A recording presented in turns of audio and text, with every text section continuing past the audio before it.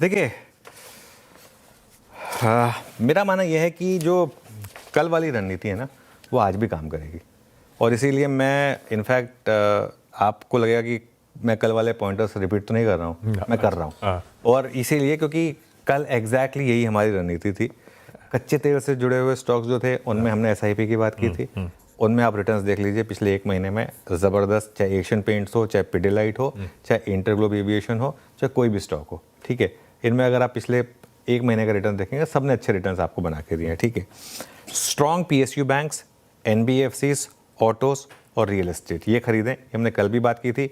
कल अगर आप देखें तो यही 4 सेक्टर्स थे जिन्होंने लीड किया था सबसे ज़्यादा, खासतौर से ऑटो और रियल एस्टेट। और ऑटो और रियल एस्टेट ये कल के चार्ट रखिएगा।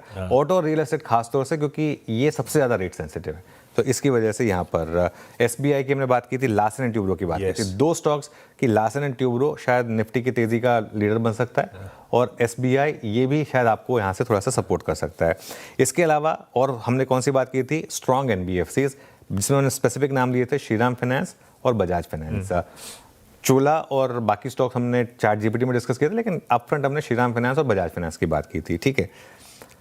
इसके अलावा और क्या, Asian paints, Indigo, Pidilite, HPCL, इन सब में बने रहे, ठीक है। आज और क्या ऐड कर रहा हूँ मैंने यहाँ, एक तो आज कुफोज का इन्वेस्टर डे है, उस पर नज़र रखें, ये काफ़ी इंटरेस्टिंग हो सकता है। आज कल भी अगर आप देखें IT रीजनेबल था, लेकिन कुफोज में स्ट्रेंथ थी। फ्राइडे को रिलायंस की AGM है, और नॉर्मली उससे पहले एक रैली आती है रिलायंस में। स्टैंडर्ड डिस्क्लेमर डाल देते हैं, रिलायंस हमारी पेरेंट कंपनी है, लेकिन नॉर्मली रिलायंस में ना AGM से पहले रैली आती है और AGM वाले दिन प्रॉफिट बुकिंग आती है। नॉर्मली इसका ट्रेंड ये है, तो उस वजह से ये इंपॉर्टेंट है। एक और चीज़, इस बाज़ार में अपनी जो फ़ायदे वाली पोजीशन है ना, उसको जल्दी ना बेचें, और अगर सही समय पर आपने एंट्री करी है तो बस अपने स्टॉप लॉस को ट्रेल करें।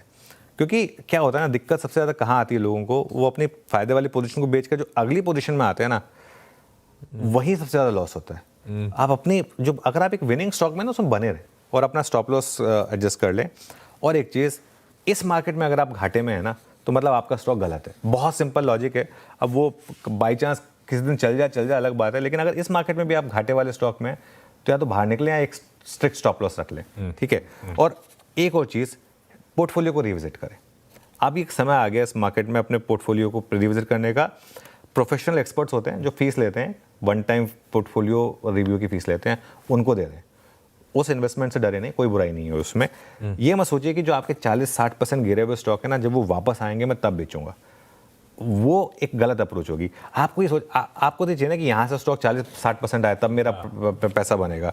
तो अगर उनसे बेहतर स्टॉक अवेलेबल है जो आपके पोर्टफोलियो में, उससे बेहतर स्टॉक अवेलेबल हैं जो 40-60% चल सकते हैं, तो भले ही अपने स्टॉक को 40-60% लॉस पे भी बेचें, और उसके बाद उन स्टॉक को लें जो यहाँ से 40-60% चलेंगे। ट्रस्ट में वो बेटर अप्रोच होगी, रादर देन वेटिंग की जो मेरा स्टॉक जिसमें मैं फंसा हुआ हूँ वही मुझे बाहर निकाले। वो नहीं होता है, ठीक है। तो क्योंकि जरूरी नहीं है कि जो पिछली बुल मार्केट में चला वो इस बार भी चलेगा। बहुत सारे ऐसे स्टॉक्स हैं आशीष जिनमें 2022 से 24 के जो हाइज है ना, वो इतिहास में वापस नहीं आएंगे। मतलब आप भूल जाइए कि वो लेवल वापस आएंगे। उनका अगर वो 50-60% पे भी आ जाए तो गनीमत होगी। तो इसके लिए वो थोड़ा सा आपको पोर्टफोलियो रिविजिट करना होगा। ब्यूटीफुल।